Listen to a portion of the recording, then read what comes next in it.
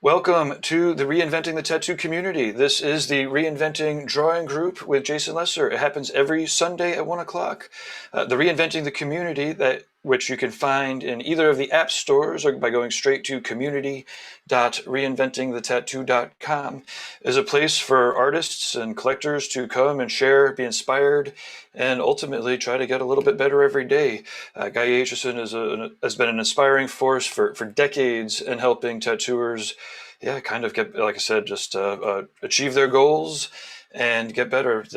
Okay, so while this is streaming out, and it looks like it is, then if you could let us know in the chat room where you're beaming in from, and if you are interested in joining us, if you're an artist, then in the community, and I will screen share right now, then you can find the link. We had put out the links. We had put out the links publicly via the YouTubes and Facebooks, but then all of a sudden spammers were going nuts. And if you are watching us on Facebook or a couple of the YouTube channels, the authoritative, the best source to find Reinventing the Tattoo community content like this would be on the new Reinventing the Tattoo YouTube channel. And all of the other channels will ultimately be funneling into there. So please give the Reinventing the Tattoo YouTube channel a follow as we start to phase out some of the other ones. So this is the community, and you will see the events link here. This is one of the main pillars of the Reinvented community, are live events just like this, and Guy really wants to have as many be participatory as possible. So we have drawing groups, we have art jams, as well as discussion panels and interviews and such. And you could always find the schedule here. As we were talking about, 1 o'clock Eastern, every Sunday, Jason does the drawing group. Every other Sunday night, we now have Tent Talk with Robert Shaw, where he interviews tattooers inside of Milton Zeiss's old tattoo tent. It's pretty awesome. I have a historical bent to the interviews. Every Monday morning at 9 o'clock, Monday morning Eastern, it's a wicked early West Coast. Some people are getting up in Oregon and California to beam in.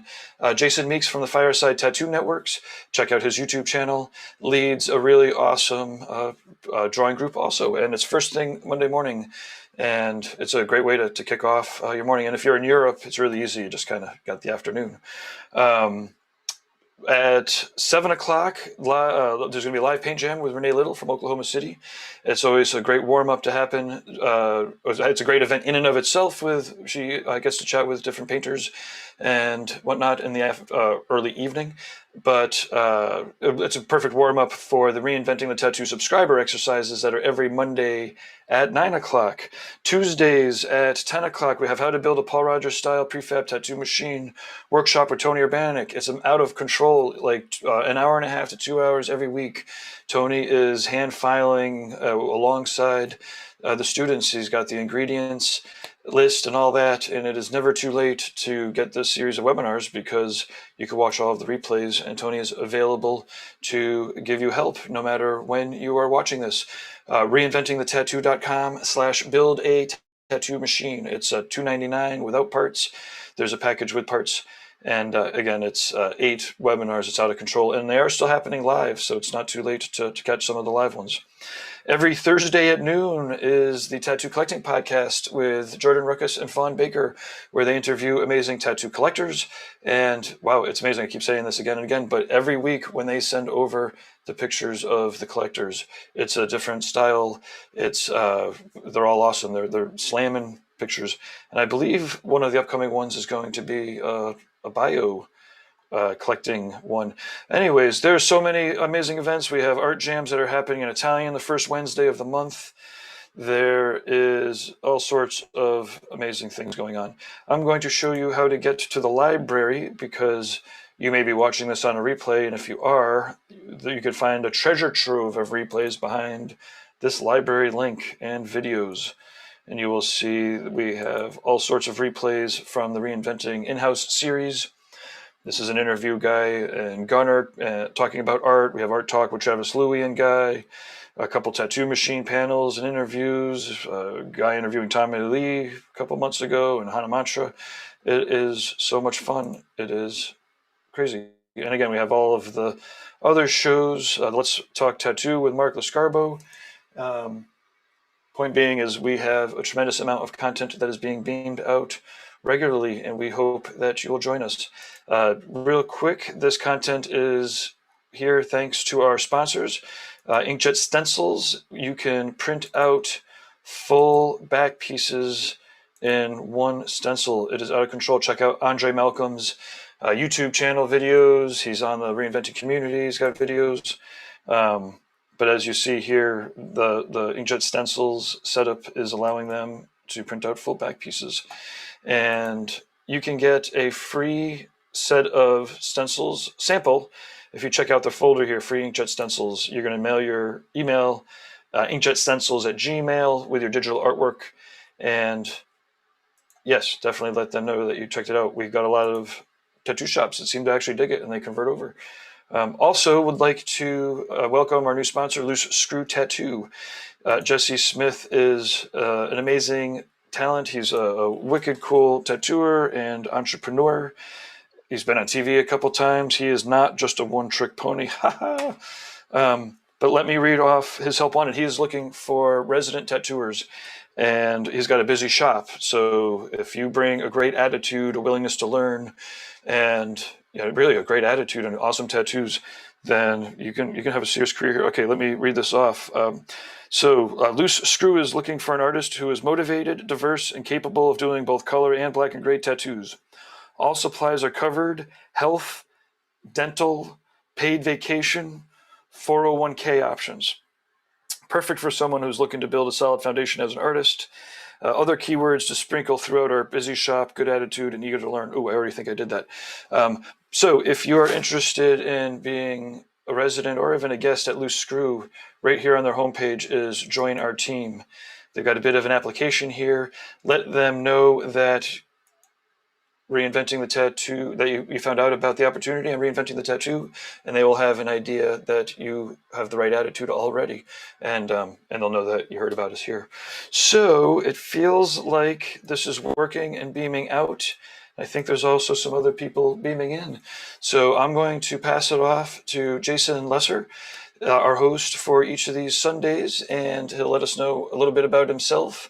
And then, I'll be in the background making sure nothing goes wrong. Awesome. Thanks, Gabe. Absolutely. Cheers. Yeah, thank you very much.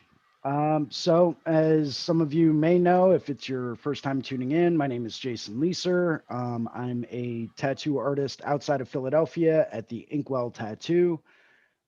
It's located in Southampton, PA, right on Street Road if you're familiar with the area. If not, I don't expect you to know where that is. Welcome and thank you for joining us today.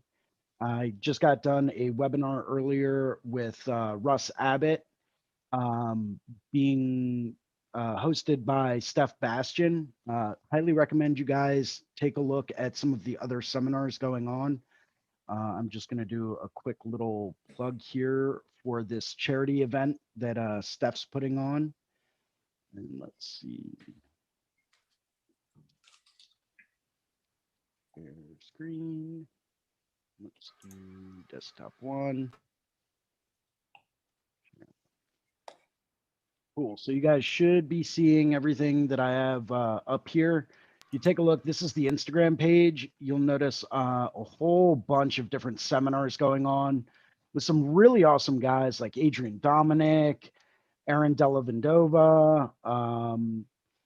I mean, there's so many awesome. Joe Cap's doing one on airbrushing. There's a lot of really good stuff going on. Hannah Wolf's got one. Della Vico. This one was earlier today. It was really informative, really interesting. Nothing, no payment or anything like that goes through Steph. Everything goes straight to the World Food Bank, which helps feed people that might be struggling. Highly recommend you check it out for a very minimal donation. I think it's like 10 euros. Or 9 euros, something like that. You can actually access any one of the seminars that are in here. If anyone here likes to cook, they have some going on with different chefs. They have oil painting seminars and airbrushing and yoga for tattooers. Bill Canales is doing a dragon study. I'll probably be tuning in for that one. Japanese tattoo designs and watercolor. Tons of just absolutely awesome seminars, being led by some industry absolute like gurus in what they do. Highly recommend you guys take a look and check it out. Like I said, very minimal donations straight to the food bank. And, they'll email you a link to Zoom in so that you can ask questions live, participate, pick people's brains, say hi. Everyone will be able to see you and hear you. It's a really good time, and it's for a really great cause. Cool. Yeah, I love everything that Steph Bastion's doing, and he's had some pretty amazing benefits at the London Tattoo Convention. So yeah, when you posted that over to me, I was like, "Oh, this is amazing!" That lineup is out of control, and to have it all go to charity is such a great thing. That guy's awesome. Absolutely, absolutely. Let's see. So yeah, I believe I still have it. I will do this. In there we go. Bruno, welcome, man. Welcome. How's it going? How's it going, man? It's Good going pretty morning, well, man. Gabe, Jason. Yeah, so Jason, can you put it on gallery mode because it's flopping Yeah. around like crazy on the camera here. It's also showing me, so if there's a way for you to hide non-video participants, there you go. That looks great. Yeah. Hide non-video participants. There we go. Oh, Bruno, that's coming along great, man. Thank you, man. Here, let me take this Really out. like what you did with that. Yeah, I'm gonna be working on the bird right now. Just when I like how much contrast there is, between everything in the back and the bird because of how much white there currently is right now. Without any of the detailed shading. So I'm going to try to keep it light, to just try to keep the same feel and keep the bird all the way in the front. Thinking about a little like drop shadow around here, maybe just to exaggerate the situation. Yeah, I like the one that you're working on too, man. It's coming out awesome. Yeah, I'm just trying to get a different composition in there. I wanted to switch up the bird. I think I mentioned that on Monday Night Strong Group. I always kind of saw like maybe a little hummingbird in there, obviously exaggerated in size. But then I started playing around with placement, and I wanted to have like the hummingbird eating out of, the big speaker of the gramophone. And I was looking at that and I was playing around with just placement, location, size, and I wasn't happy with the composition. And I mean, as we all know, if the composition's not right or if it seems unbalanced or weighted incorrectly, it's just not going to look right. Right. So I wanted to, I was playing around with it, and I'm still playing around with size a little bit as far as like, okay, how big do I want to make this? Do I want to rotate it? Maybe have it up in an angle a little bit more. Maybe having it look like it's coming out of the gramophone. But do I really want to put more emphasis on that, or do I want to put more emphasis on the gramophone itself? Right. There's always something has to be sacrificed a little bit, right? Right. Here and there. You really have to use your priority aspects and say, okay, well, what do we really want to have be the major focal point here? Right. Because that's where obviously most of the detail is going to go, and that's where you want to make that the largest element in the whole piece, and you want to give that the highest amount of priority. Now, this exercise was more on perspective, so I think he's really looking more at, do things line up in perspective, and does everything look right? Do you have more of an oval shape? For the record, is the gramophone tilted and exaggerated at just the right angle to match the perspective of the rest of the box? Is everything sitting in the right type of perspective? Exactly. So that's kind of just what I was focusing on. And I think, and maybe he'll be jumping in a little bit later. Not sure, but I think he just mentioned something about just getting together like a line drawing for tonight's or tomorrow night's assignment. I'll probably go through and do a full value study anyway. But if he needs a line drawing, then I can whip that out really quickly. I'm really kind of interested to see what we're going to end up doing with the final project. Mm-hmm. It's got a lot of possibilities, and if it's anywhere near as difficult as the last one, it's going to be a challenge. Right. But that's kind of why we joined, right? To be challenged and to help push ourselves to get better. Yeah, it really isn't until you start becoming uncomfortable, that you really like learn, and you start to take things to another level, like after getting through that, like, uncomfortable situation. Like, I was very much challenged by the last final test, for sure. I underestimated the time, that I would want to spend, but thanks to that, now I'm hungry to, like, I was motivated, I was motivated through that, like, through those results that I got, and it kind of has been motivating me through the classes that we've been taking to really, just kind of get myself through these, uncomfortable situations of every class, and see if I can do better than I did last time. It's like a fun challenge. Right. Completely agree.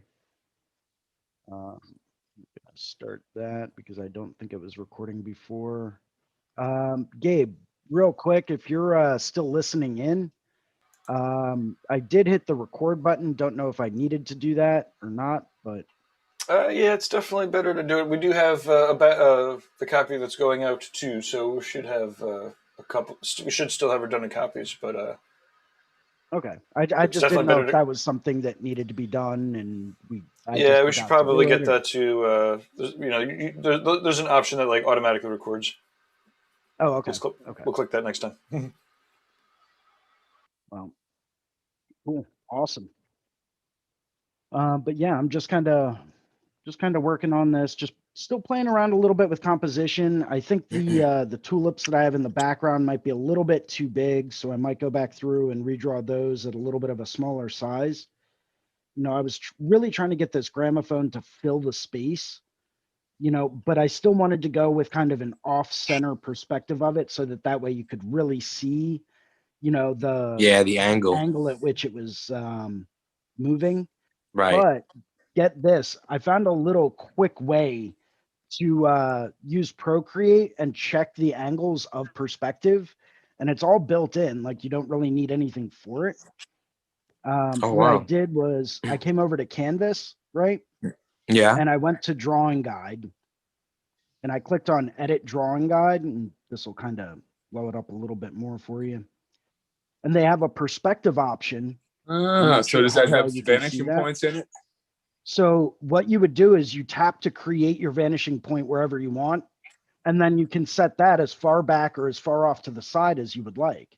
So if I tap it there, and let me see if I can get a little bit closer and a little bit more zoomed in. Nice. I don't know how well you guys can see it. Maybe I'll make it a little bit darker so that you can see it. It creates these really great, very faint light, vanishing point lines. And if you drag this around, obviously the blue line is your horizon line. If you drag this around, you can use that to set the angle and the perspective of, whatever it is you're trying to draw. Now, the further off to the side you go, and it's kind of hard to see it with the amount of contrast that I have on here, but you'll notice these lines changing in their length and their angle to basically go through and say, okay, how far away do you want that horizon point, that vanishing point to be? So you can set these lines up. And as you can see, like it's kind of going through and adjusting everything. based on where do I want that absolute 0 point vanishing point to be at. You can adjust that to say, okay, if this lower ledge of this gramophone, if I want that in line with this, well, maybe I need to go back through and kind of tweak this corner over here a little bit. If you Right. tap the screen again, it creates a second vanishing point. And let's do that one. Well, just for contrast purposes, you'll now see a 2-line grid for multi-point vanishing points, right? And I think if you tap one more time, you might be able to get a third vanishing point in there. Yeah, I would think so, because 3-point perspective is just such a, Oh, it's a nightmare. yeah. And plus, I mean, it's a required thing to be able to do a lot of the time. If you want to create a realistic outdoor architectural scene, you kind of have to have all three. True. So you can really use these tools to integrate into it to really check your angles and see, okay, is everything moving in a parallel form? Is it, getting pushed back into the right angle? It's just something I kind of stumbled upon because I was like, wait a second. I remember some type of a vanishing point tool or a perspective guide built into this. Where was that? I did a little bit of hunting and looking around for it. And yeah, in my opinion, it's really kind of helpful just to check and make sure that everything's moving in the right direction. Just out of curiosity, do you think there's any equivalent in Photoshop? Man, they have the perspective distortion, but that's not anything like this. So I don't think that, they might have a way to do it using different guides and perspective guides, but I don't know that they have something where you can do multiple vanishing points and multiple lines of perspective. I'm not positive on that. Yeah, oh, that's pretty sweet. Yeah. Yeah, man, that's a great little tool. Like you said, to, double check, make sure everything's on the right track. Yeah, and the thing that I think is like one of the coolest real things that I found with it is, say you're going through and you're doing, you've got your 1 point vanishing point, right? Just to check those angles. You can always turn on assisted drawing, which, can be a very, very useful tool. I'll just take this. It'll just snap everything directly to those lines. It will only allow you to draw and sketch in that parallel area. It's because I'm on the wrong layer. Whoops. Redo on new layer. Redo on new layer. So if you have the drawing assist on, every line that you draw will automatically snap to one of those perspective guides. So I can say, okay, here's where that angle is. Maybe I need to bring this down a little bit more. Here's where this one is. If that one's lined up correctly with that bottom edge, then maybe I need to go back through and rethink about, where is this corner? Where is that corner located? Is that going to be parallel, all going towards that vanishing point, which is way far off the canvas? And then, okay, so if I've got that there, the bottom needs to be lined up as well, because that all needs to be traveling in the same direction.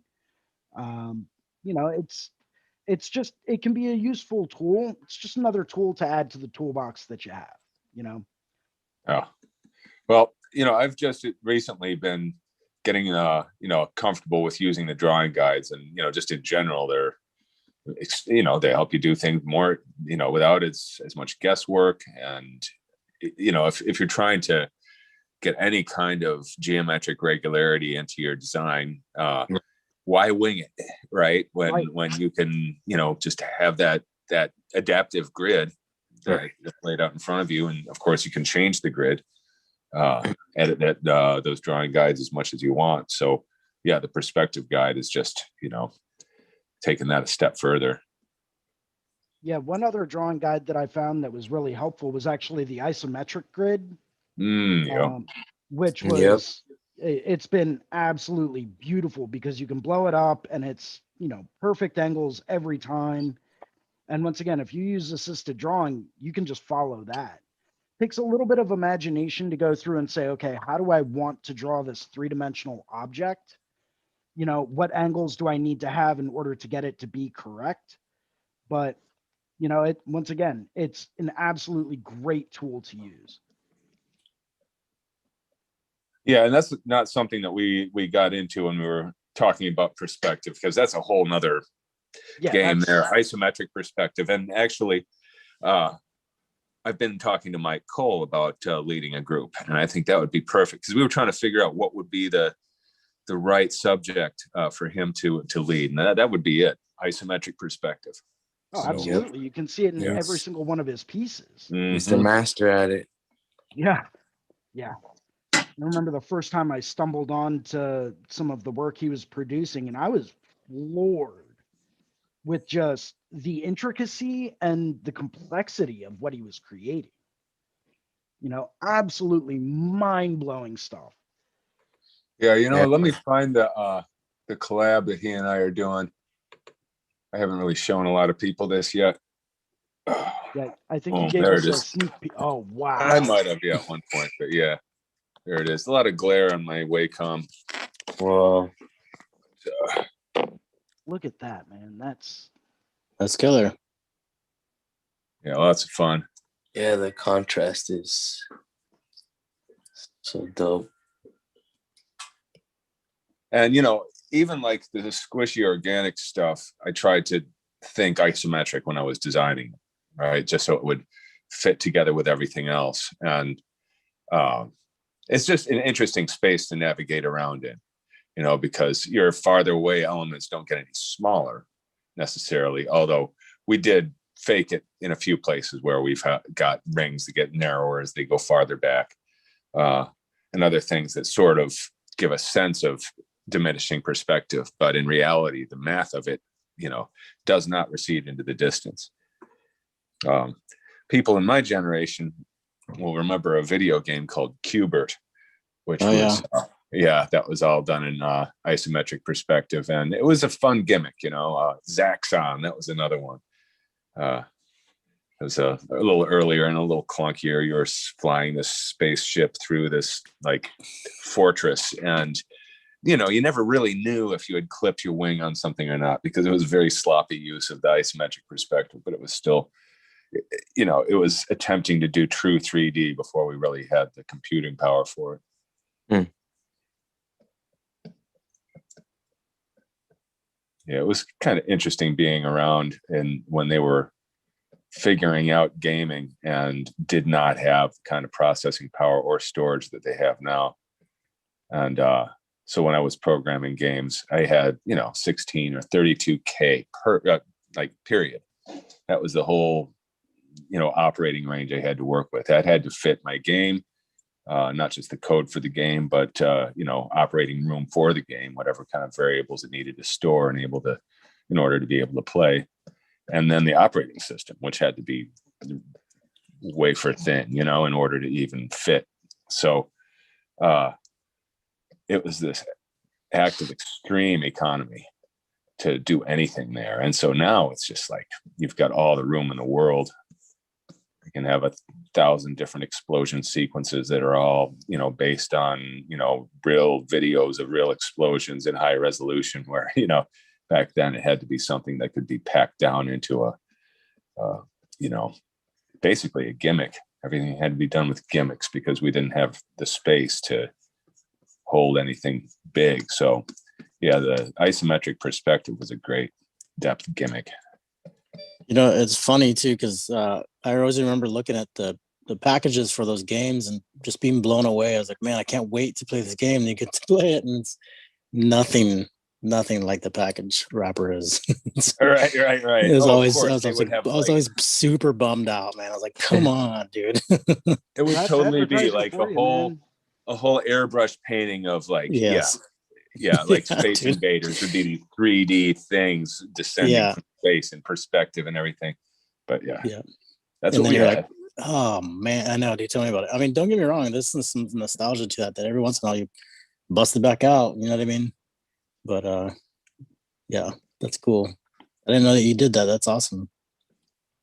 Yeah, if you search Guy Aitchison Galactic Gloop, you'll find a screenshot of one of my old 8-bit games. Nice, dude. You know, I just started. I don't know if you know about the book, that Ready Player One book. I have not. Yeah, Yeah, I just I've started not seen reading the movie second either. Is that worth watching? The movie's okay. I mean, it's flashy. It's some, you know, Steven Spielberg kind of stuff. It's not too bad for what it is as far as that value, but nothing, of course, nothing like the book. The book's way better. Who's way the more writer? involved. What's his name? Let me see. Hold on one second. Crap, I can't believe I forgot his name. Let's see. It's Ernest Cline. Yeah, I don't know if I'm familiar with him, but yeah, have to check that out. Yeah. I like Yeah, the I mean, the thing about concepts and the questions it raises, though. I really do. I think the whole storyline really brings to light the, the question of where are we going with this? Are we Right. really trying Yeah, to absolutely. gamify reality to that extent? And Right. if so, how much are people going to become invested in that? Right.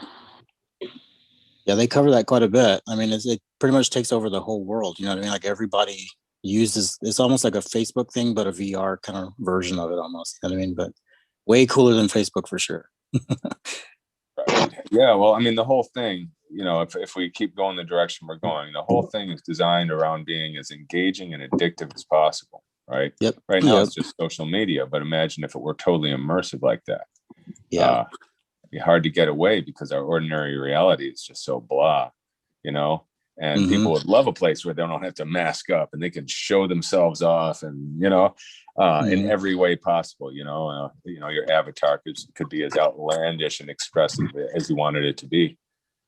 Yep. That's exactly what the Your what the tattoo story's all about. bodysuit could change every day. Right. In the flash of a second. So what's everybody working on today? Well, I'm still working on my exercise that I handed out last week, and I'm still like in the process of trying to narrow down what would be a good way to bring together all 6 of our depth lessons into one project, right? And when we did that with the elements, it was a really steep challenge, and I mean, we were, by and large, everyone was into it. Nobody complained. It was just surprisingly hard, right? I don't know if I want to make it surprisingly hard, but I wouldn't mind making it. It needs to be at least a one level more challenging than the individual exercises have been. So yeah, that's kind of my job today, other than, it's daughter's 10th birthday. And so making pizza and all kinds of other stuff. So Awesome. beyond that, we've got to figure out that exercise. Very cool. Something that's challenging without being impossible. Looking forward to the challenge. Yeah. We were discussing that a little bit earlier. I did have a question for you, though. You mentioned this during Monday night's drawing group. Were you looking for, a fully rendered, kind of version of this assignment for tomorrow night? Or were you looking for, I think you mentioned something about having just like a nice line drawing of it?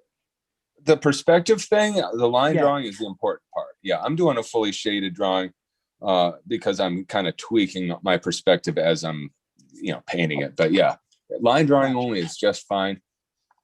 Anything beyond that is, however you feel like taking it. Very cool. Let me go through and start working on that then. That was a good question, man, because I was kind of wondering the same thing. Like I started working on. I thought something had been mentioned about that, but I wasn't exactly positive. I mean, I usually tend to do a lot of value studies to begin with, just to build my forms and shapes. But Yeah. I should have been a little clearer about that, because I kind of said, yeah, either do that or that, and maybe I should have focused on everybody finishing a line drawing at bare minimum, having a clean line drawing as a separate layer. But I wouldn't want to like have people show up and say, oh, nobody told me that. So maybe next time. Way to go, Teach. Well, let's see. So we'll have our final project, and then I don't know if we should do some slightly more chill things for our next round, or if you guys like the idea of having these series that build up, because we'll definitely get into another one of those. One thing I'm excited about next month is David Heskin. He is a visionary artist who is actually a former tattoo artist, and he's going to be leading 2 workshops, and I think he's going to be showing us the mana prima technique that he's been using. And if you look at his profile, it's a pretty trippy look. His mana prima is done by putting a thin layer of diluted paint on the canvas and using your hands and rags and things like that to manipulate it. Ooh, David Heskin, but he'll be leading 2 paint workshops next month. He's also just his stuff is off the hook, and he's also just a really super good dude. I really like David a lot, so he may actually start tattooing again. He's been alluding to that. It took like a 15-year break. Hard to stay away. Certain artists going on, hiatus for a little while, but 15 years is a bit. Yeah. There are a couple people in the visionary art scene. Another one is Luke Brown, another former tattooer, and you can't necessarily see it in all of his paintings, but if you dig deep enough, you can see. There's some motifs that he picked up while tattooing for sure. But he's been just in full-time painting for a long time now, and so it's sort of drifted away from the tattoo look. And then David is the kind of artist who is always studying new methods and new mediums, and going to different teachers and saying, okay, teach me how to chisel lettering into stone, and trying to just get as broad of a base as possible, where eventually he'll be bringing the lessons from each of these into the different mediums that he's working with. That's one of the coolest things ever, when you can kind of take some lessons from other mediums and apply it to the, nobody would have thought you could ever apply it to tattooing or painting, vice versa, or charcoal drawing and stuff like that. I think that's one of the neatest concepts about approaching art, is that you get to kind of create your own way of doing it, Well, tattooing is especially great that way, because so much of what's happened in the last 10 or 15 years is this process of figuring out different ways to achieve every conceivable effect, right? You've got people that have specialized in, realism and other things. And so all these different effects are just getting to be so dazzling. It's kind of coming together, and yeah, it's still improving. That's the thing. It's still improving. So I'll just sit back and watch, try to be part of it. Yep. As possible. Yep. Jump on or get left behind, man. Yeah. Yep. Yeah, it's I try not to get lost in social media just as a practice, but man, it is very rewarding to me. Every time I look at my feed of artists, it's so freaking inspiring and intimidating at the same time. Right. Why didn't I think of that? Yeah. Oh man, this guy's way too good. That's not fair. Yeah. He got It was cheat always- codes. Up, down, down, left, right. Yep. It was always pretty neat, like going to the tattoo conventions, pre-COVID, and walking up to this dude's booth and seeing his portfolio and just flipping through it very slowly and going, man, how long you been tattooing? Oh, 3 or 4 years. You're like, what the fuck? Yep, Like, exactly. no. Like, you kidding me? I quit. Well, the reason Yeah. why is because we help make it easy for them, right? Right. So pat yourself on the back. Every You. generation has had to clear up a lot of misunderstandings and learn new things and fight different fights. That's true, man. That's a positive way of looking at it. We may have a fight pretty soon about pigments. I don't know how Yeah. many following that. I've heard about that. Yeah, I've been Sure. thinking about that for the past couple of years. I've been hearing a lot about the larger companies kind of trying to get into it. Well, I mean, it's been a rumbling, you know, and this kind of regulation is happening in other parts of the world, and or threatening to. And it's, you know, we're talking about, you know, some of our favorite pigments, you know, disappearing from legal use, and having a much narrower palette to work with. And I think that we would adapt, and I think we would overcome it, but there would be a few years there of maybe feeling kind of impoverished. And, you know, being the person that I am, my first thought is, well, you know, let's see, you know, if everyone has to adapt to this, then it's not like any one of us is going to have a handicap that everyone else doesn't also have, right? So Right. Let's just say that we all of a sudden had 60% of the color gamut that we used to have, all of us, right? That would, I would like to believe that, you know, maybe we'll learn some stuff. Maybe we'll learn how to make more of our limited palette, and maybe we'll make better, longer lasting tattoos. Perhaps it will be healthier. Although honestly, the thing that kind of gets me, and I know I'm not the only one, is there is no scientific study of tattooing that has gathered more information about tattooing than tattooing itself. Right. Not even close, not even within orders of magnitude, right?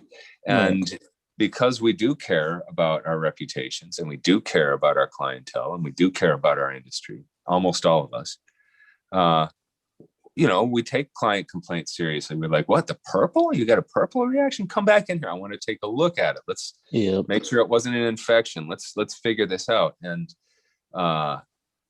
if there's a problem, generally we'll let the manufacturer know. I know what I do, you know, I'm like, what the hell? I'm having green reactions, dude. Why am I getting green reactions? Have you had other customers who've complained about green reactions, you know? And so I think as a result, we have gathered more information about the safety of different pigments than, you know, anyone. So whatever. No, I know what you mean, and I've started recently keeping track of like lot numbers as far as like the, you know, the ink bottle itself, the time that it came out and such like that, and definitely keeping track of people's you know, their information and stuff like that, like the waivers that they sign and everything like that, asking them beforehand if it's okay if we keep in touch. If there's anything new that I do use, like especially with new products, like a lot of the bandages and stuff like that are coming out now, you know what I mean? Like I always try to check those out, and I have a few clientele that they're willing to kind of get tattooed by me, and then we kind of run through the gambit of how did it work, you know what I mean? Can you keep track for me, like where you're at, what was the comfort level, was there any reactions and stuff like that? Like that's definitely something important that I think a lot of people kind of overlook, especially with how accessible a lot of this stuff is now too, you know what I mean? Yeah. And I also can understand why some regulators out there might be sort of taken aback at the lack of regulation just in general. It's like, this is like a form of human consumption that's like above and beyond just eating, and there's no regulation. What the, you know, I could understand why that might, you know, to someone who is used to the idea that things like this should not be self-regulated, and that you definitely have to have, you know, experts involved and everything else, and do all the studies. And I mean, I can understand why someone might have that assumption. It just doesn't happen to be the way it really pans out in reality, because again, we have done the study. Nobody else has the amount of information that we have. Like you said, you know, we're the tattoo artists are more of an expert than some of these people making these decisions, right? Well, it's just like the states that ended up with the best tattoo legislation were the ones that consulted the people within the industry. And of course, not every state was able to mobilize like that, but many did, and were able to, you know, have meetings with state legislators and say, hey, just wanted to say we've come to you with some sample bills from a few other states that some of our colleagues have been working with, and it's been working out very well. And we want to show you why and tell you some of the pros and cons. And, you know, the problem with a regulator outside of our industry, of course, is that they're thinking, well, what's the public safety?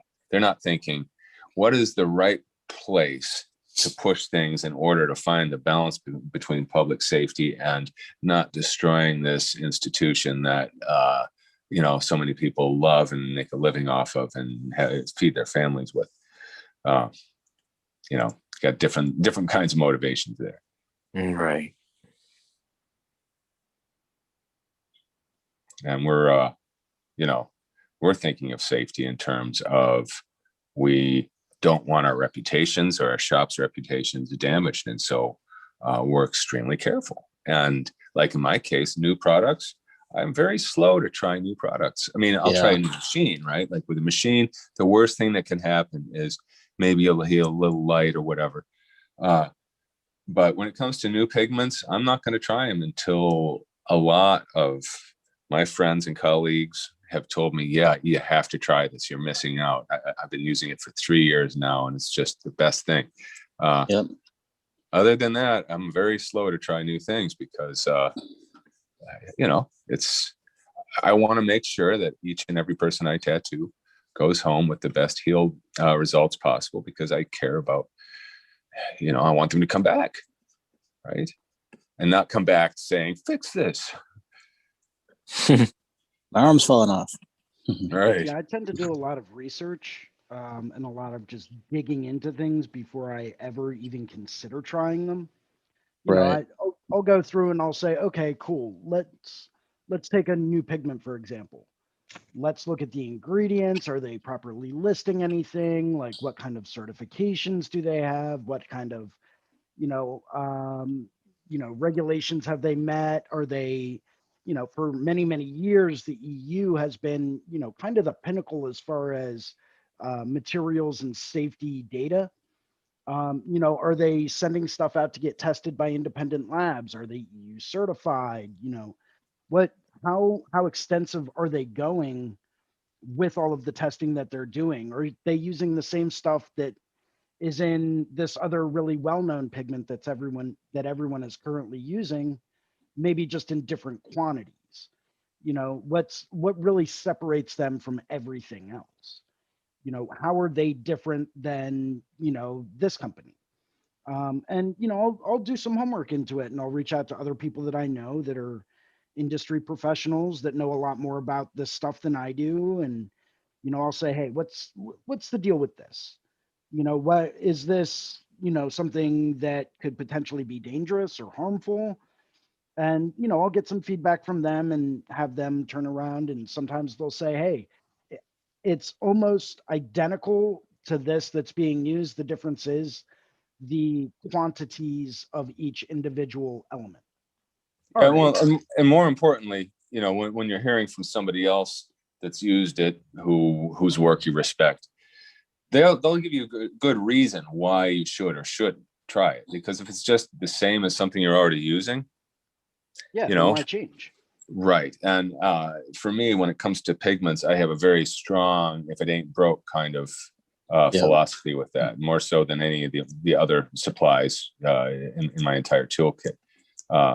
Other things, one thing I'm always real interested in trying and updating is just my workstation setup stuff. I'm wanting to shave time off of my setup. I want the setup to look nice. Lately, I've been trying to ease off on the amount of plastic I throw out with every session, but without making it dirtier in the process, So that's something I'm always interested in fine tuning, and that's not going to affect the person's healing. No. Unless you end up buying ink caps that are so bad that they're, leaching toxic plastics into the ink or whatever. And so, I'm not necessarily going to say, oh, here's this weird company in China that's selling this stuff. Okay, I'll try it out. Right. But it's like, oh yeah, Derb Morrison has got this in his catalog now. I'll definitely try this out.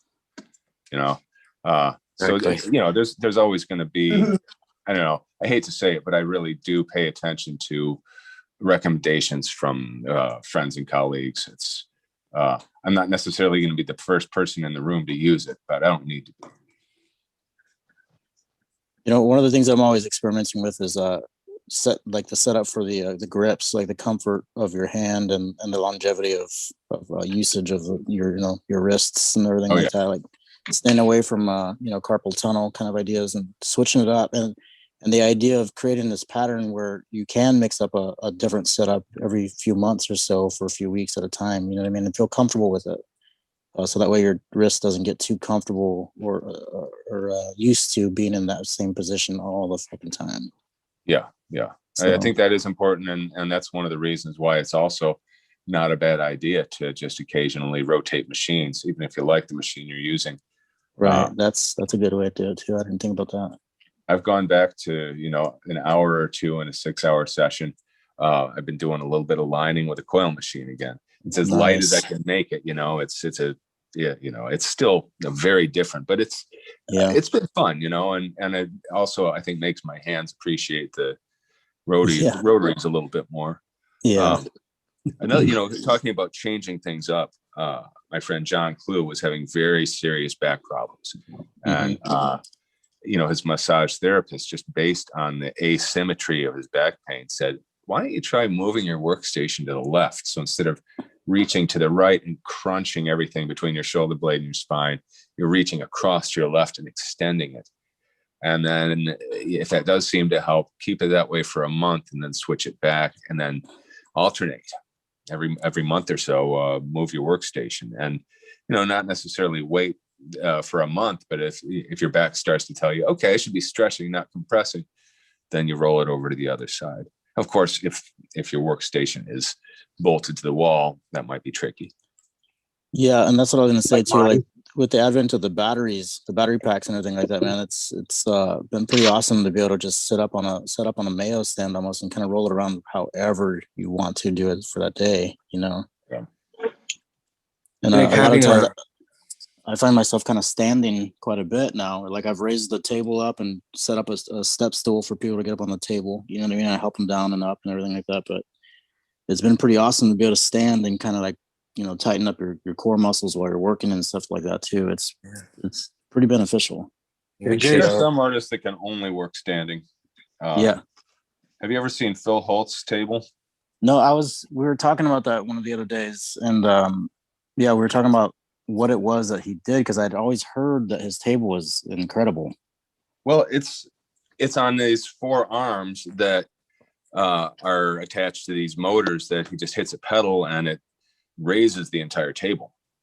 So it'll go, maybe a 1.5 feet higher than a normal massage table, but he can just use a foot switch to raise and lower the client, because like if you're working in a chair, you can raise and lower your chair based on, let's say the person's arm is in an armrest and it's just a little low, you just, lower the chair a few inches and boom, you're in the right place. But if you're standing, you can't really do that. Right. Hey, Jay, you seeing what I'm doing? Nice, man. No, this is right up yours. I don't want to do this. You don't want to do that? I don't. No, he came in. I've done a lot on this guy. I didn't do this. I've done a lot on his lower legs and stuff. But he came in, and I haven't watched Dragon Ball Z in like 15 years. He's like, I want this on my neck. And I'm like, oh, shit. So how much are you allowed to change it, though? That's the challenge. Every single thing except the face. Okay. You wanted that? I make a recommendation. Look up Greg Irons Dragons. Greg Irons was a really rad tattooer who died in 1986. And you might even recognize some of his early dragons, but he did some very simple, almost iconic dragons, sort of like this. But their flow is just so much better than that, that's sort of cartoony, his were just, they had a spirit to them that I think might work with what you're doing here. I kind of wanted, I told him I didn't want to go with cartoony. I wanted to go more realistic. And he said, that's fine, as long as I could make that face match the body. So I Right, told him right. that's not a problem. That's just, coloring, but yeah, so I was listening to you guys talk about the inks and stuff like that. I mean, I decided the only piece of quiet I can get is if I'm drawing at the shop now. I got a newborn. So. Yeah. Well, That'll you know do what? it. It only gets worse. I got a 10-year-old, and she'll actually bust in here and literally climb the walls. Well, I got a 9-year-old who keeps begging me to get a. I bought him a drawing pad, nothing major, but since he's been playing around with my iPad,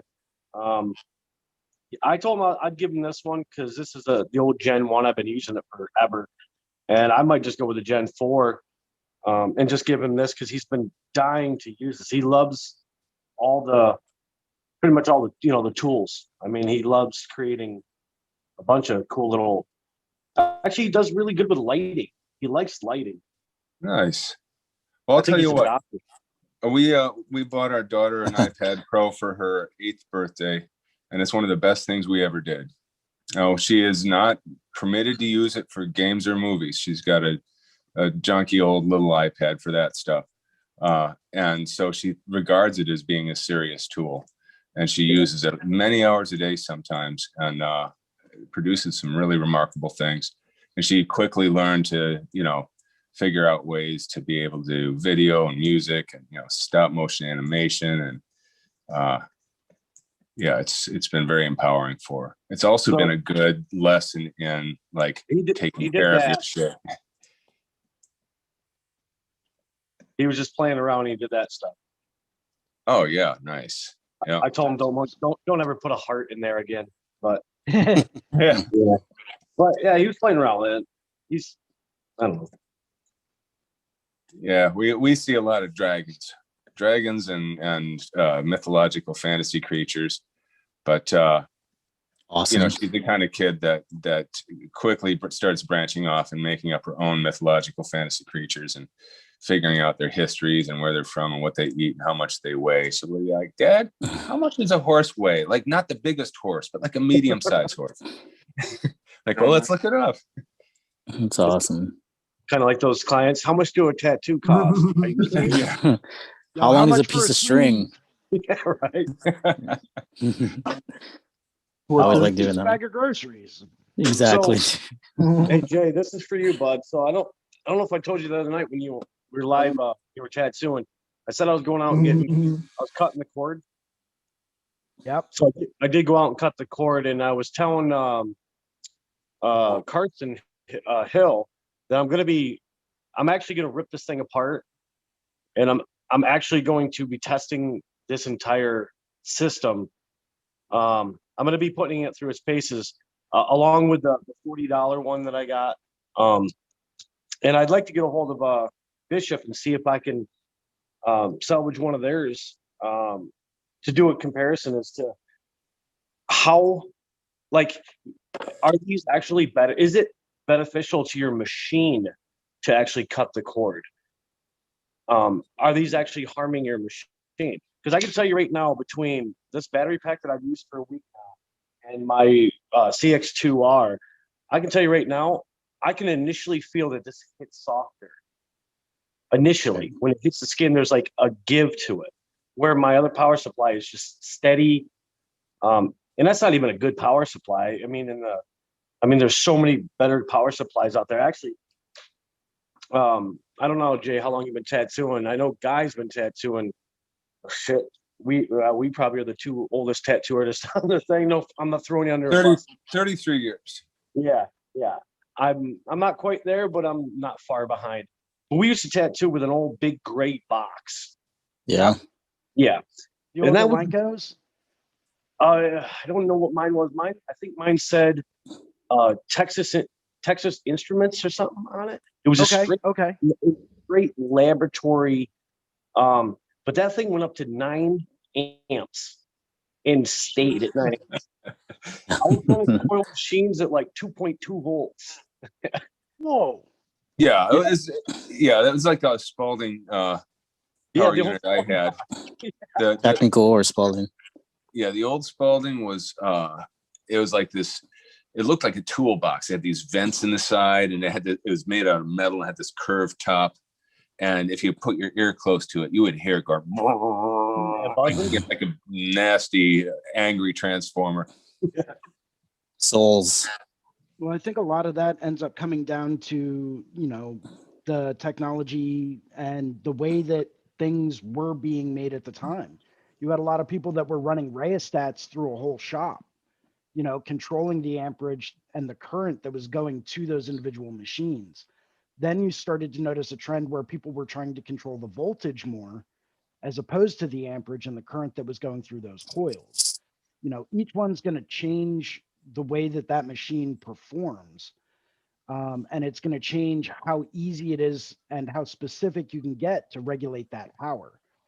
I think the bigger question that you have to look at is, are the motors in these machines that are being run today with the battery packs, are they designed to run continuously, or are they more designed to run on an intermittent, irregular kind of interval? If you have a machine that's constantly revving up to start up, as some of the older Cheyenne machines used to have to do, is that going to be good for the motor in that machine? And if so, or if it's not good for it, how is that going to change the life expectancy of the motor in that machine? Yeah, that's essentially what I was talking with Carson about. 'Cause I just picked up his machine a few weeks ago, and I really enjoy it. I really, really, really enjoy it. But I was telling him, because I was trying to reach out with Critical to see if they'd send me out one. Because I mean, no one wants to spend $500 just to destroy something. Right. That was kind of my sole intention, is to actually test these, just to see if they're sufficient. I mean, like, well, I'm not gonna like motor drop or anything, but like this engine right here, a lot of these is really, really the impedance on these motors are just, they take a lot to actually get them to, but these things are so consistent. And then if you grab like a, I'm gonna keep dropping machines, but like any other machine, they don't, like any FK, like a Maxon, because these don't run Maxon motors. Every machine is designed to run differently, like you were saying. I'm just wondering if these are going to, if they're actually given the right amperage, because yes, the volts are fine, but what is the rolling power of it when it's hits a harder part of skin and the motor needs a little more punch? Because I've actually done it on my old power supply where I sat with multimeter and I live streamed hitting it over fake skin, and you actually could watch like the amperage go up and down a little. The voltage will stay the same, but the amperage is drawing more off of the peak power. And that's when I found out that Critical sucks. I know they're probably going to watch it, but I really don't care. I mean, my CX2, which is supposedly runs at like peaks at like 2 point something, is steady at 1.4. That's the highest I can get it to go. Amps. So it's not even, at least maybe mine's defective. I don't know, but. Well, so what I noticed a few years back, because I was running one of the Criticals for a very long time. I think I had it for, like 5 or 6 years before something started to go weird with it. What I started to notice, and I switched over back when I was using coils, I switched from, cheap little $80 mobile, power supply that I bought through a very, very well-known, very reputable supplier. I knew what its limitations were. I knew what kind of a current output it could have, but it had a variable output current, so that as you were running a coil machine, it could draw more current through it without completely frying it, obviously. You could draw more current as it needed it to push, say, a bigger grouping that would offer you more resistance, etc. Well, I ended up picking up a single coil machine from a very well-known builder. Absolutely loved it, right? Ran great, with 1 or 2 little tweaks here or there. Something ended up happening where I think one of the wires to the capacitor broke. So took it back to him and said, hey, listen, just need you to, rewire this, throw a new cap on it, and we'll be cool. Well, they gave it back to me with, this ultra crazy huge capacitor, and went to the studio, plugged it into my inexpensive little reputable power supply, because it did work great, and it completely fried the power supply because it was pulling way too many amps.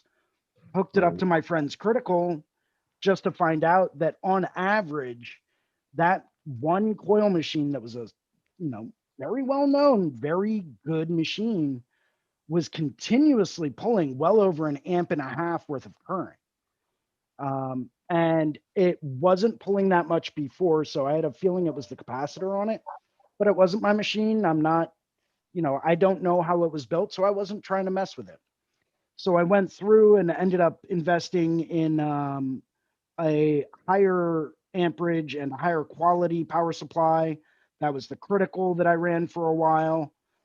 I ended up having problems with that, did a lot of homework on it, and ended up actually picking up Mutsutoku, which has like a 5 amp or a 10 amp maximum current output. No, it's 12 maximum amp. Is it 12? Yeah. Sorry, I was a little bit off there. It's But 5 that thing has been a consistent. dream come true. Yeah. An incredible power supply. So actually, I was telling, like, I was saying, I actually do want to compare that particular, because I think that's probably one of the most like well designed internally. Externally, it looks like honestly, it looks like one of my. It's ugly as sin. You don't have to candy coat it. The thing's it looks like it's an industrial grade power box. Yeah. But the internals are what matters, and I mean, it doesn't have all the fancy bells and whistles. I mean, it still has like the dialed, knobs to actually increase, but hey, I mean, that works. I don't need the cool stuff, but I just wanted to make sure that I am not investing, $800, $1,000 in each, machine that I'm testing, and essentially only getting 3 months, and then the motor's starting to weaken. So, hey, which is sorry to interrupt. I actually have to cut out of here in a minute. Eric, are you cool giving me your email address publicly? Yeah, that's fine, man. All right, I'm about to send you 3 sheets of Greg Iron's Dragon Flash. Nice. And hopefully it'll make your project more enjoyable. Try to embrace it, because it's a neck tattoo. You can still knock it out of the park. Anyway, what's that address? Can you see my screen? Here, I'm Barely. ready. All right, CI TI FOLK at Hotmail. Okay.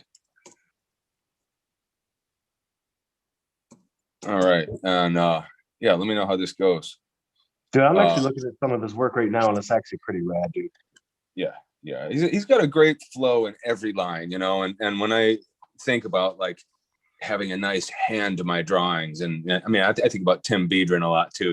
He's one of those really quiet artists that, like, probably 90% of his followers are other artists, because he just doesn't, advertise himself. But people who know. But Irons is like that too. It's just the style to his lining is just, every inch of the design is beautiful.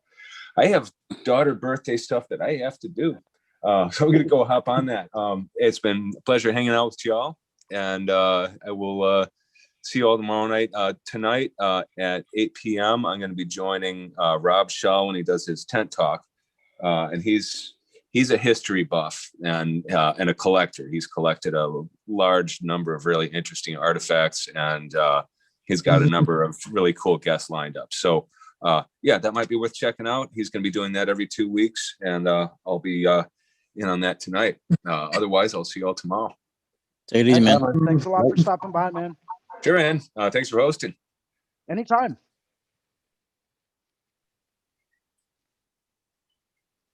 Very cool. Eric, I'm really interested to see what you come up with as far as what those motors are rated at, and how that might affect performance, and are they meant to be continually run, or are they meant to be interspersed?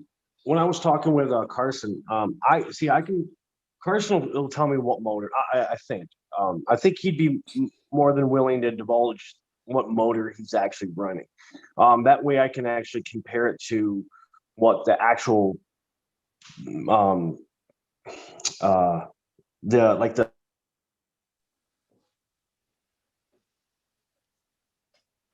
Oh, I think we lost him. Yep. Skynet cut him off. Yeah. Nah, Carson cut him off. Yeah. Carson was like, nope, I ain't not giving you going no into that information. now. Yeah. Hell no. Eric, if you can still hear us, we lost you, man. We can't hear you. I know we lost your video, but yeah, if you're still there, maybe try rejoining.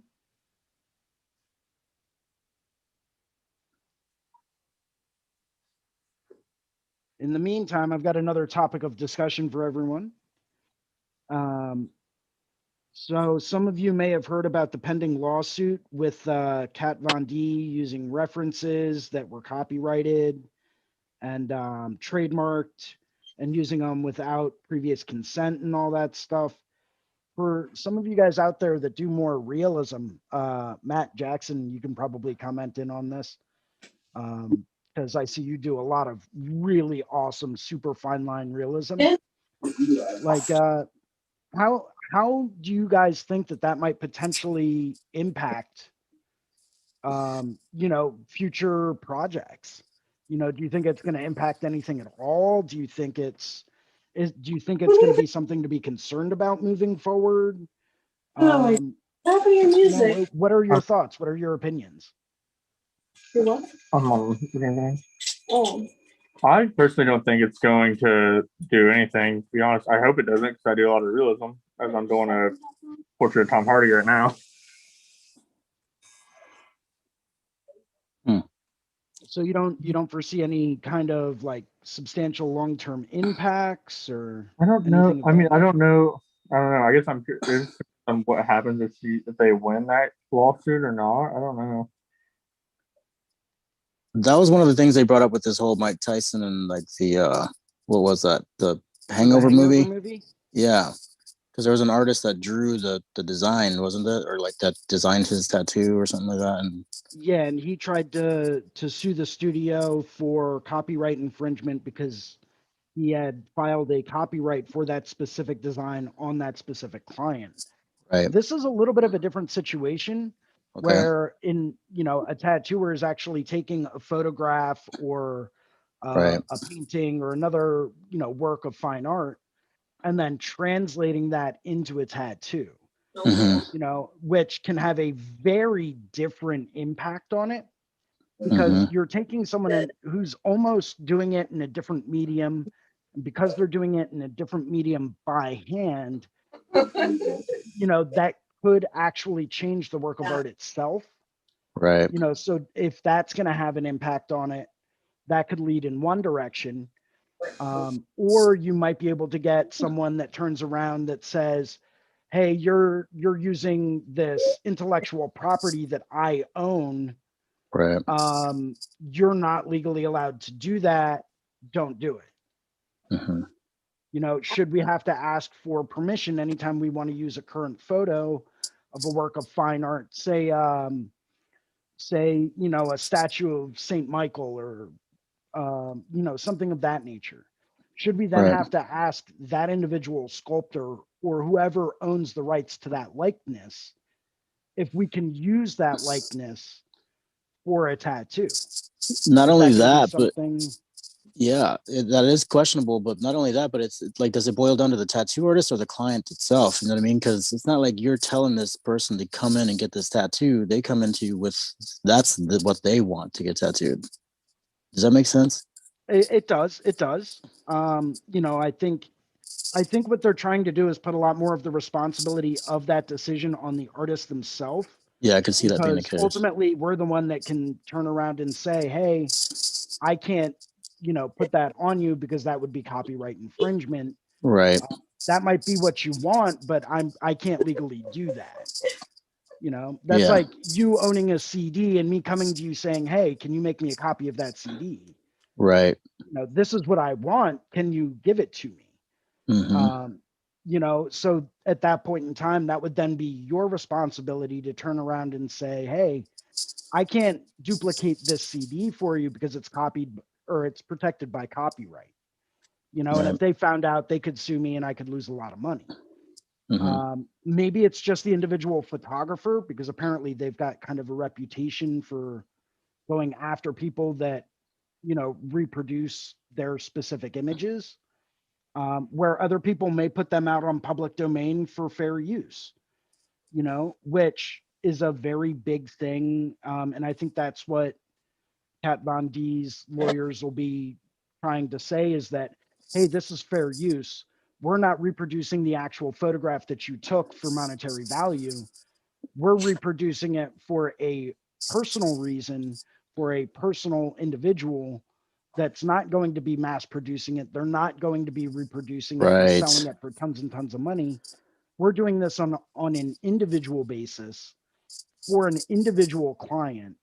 Yes, we are taking money from the reproduction of this, but we're doing it in a different medium. And because we're doing it by hand, it can't be a 100% reproduction of what you have done. Right. There are Because no going to matter be what, slight variances. yes, it's always an abstraction, isn't it? It's always like a form of abstraction because you didn't photocopy it. You actually produce it by hand, like you said. So there are variations for sure.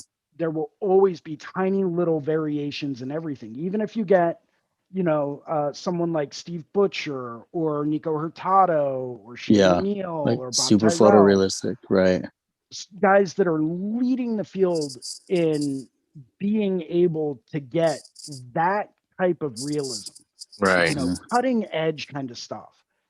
But there's always tiny, minute little individual discrepancies between that and a photo.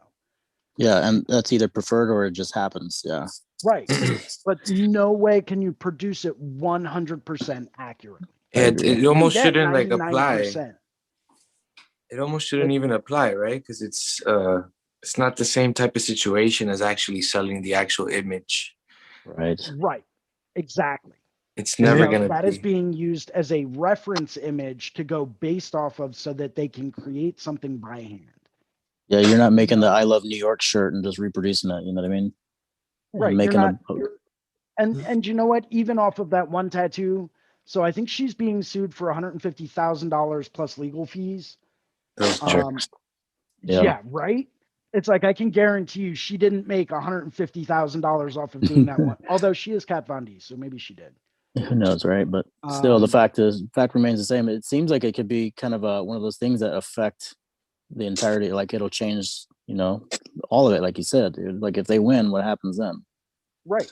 Where do we go from there? Right. You know, are we going to have to search out the artist of this one person whose work ended up on Pinterest and try to hunt down who the original artist is to ask their permission for it? Is it cool? Yeah. Is it cool? Yeah. Hey, listen, you were the first one that did an infinity sign turning into birds. Yeah, exactly. I need to know if it's okay if I do that for a client. Yeah. I'm only charging them $30 for it, you know. Right, right. He's a cousin of mine, but I still gotta, you know, make sure it's cool. Right, right. You know, where's the limit to that at that point? You know, where does that end? And that's why it's very doubtful that they're gonna win, because you know, how do you really draw the line? How do you measure those type of things? Right. Yep. Well, I think that all ends up depending on what judge they end up having try the case. Right. Yeah. You know, Yeah. that And judge then might how well be a they present stickler it. for that. Yeah. You know, they might be a stickler and they might turn around and say, hey, listen, this was a copyrighted image. You know that because it's got a copyright watermark on it. You knew you should not have reproduced this and you did it anyway. There you go. You're at fault here. Did it have? There was no, from what I understand, it did have a watermark copyright on it. Shit. I could be wrong in that, but that's from what I understand. Right. So it's interesting, man. That's a good topic to bring up, dude, because I mean, that's been kind of floating around in the background for a few years now. Like I said, with that whole hangover thing. And you know, how many times, I don't know about you guys, man, but when I used to do a lot of walk-ins, it was Nike symbols and Jordan symbols, dude. You know what I mean? Like, come on, dude. That's what I was gonna say. So, like, if someone was to tattoo Mickey Mouse, per se, is that Yeah. the same problem? Right. Well, that's kind of why I wanted to bring this up, because it's like, where do we draw the line? Yes, Mickey Hmm. Mouse is a copyrighted image, and they are a trademark of the Disney Corporation. However, the Disney Corporation owns half the world. Do they really need the amount of money that we're going to charge for a Mickey Mouse tattoo? I wonder if it'll end up being like some kind of yearly cost or some kind of monthly subscription, like you're allowed to do X amount of tattoos in this franchise or something like that. You know what I mean? If that's the case, yo, I'm calling dibs on all Disney tattoos right now. Yeah. I'm putting that exactly. out there. I've got dibs on it. No one else can do Disney tattoos. Unless we work at your shop. True, because I'll have Yeah. I'll have like a studio license, right? Yeah, exactly. Anyone Yeah. that works with me can do Disney tattoos, right? But Yeah. no one else can. I'm there, man. You know, so it's, you know, that's kind of what I wanted to bring up. Like, where would we draw the line?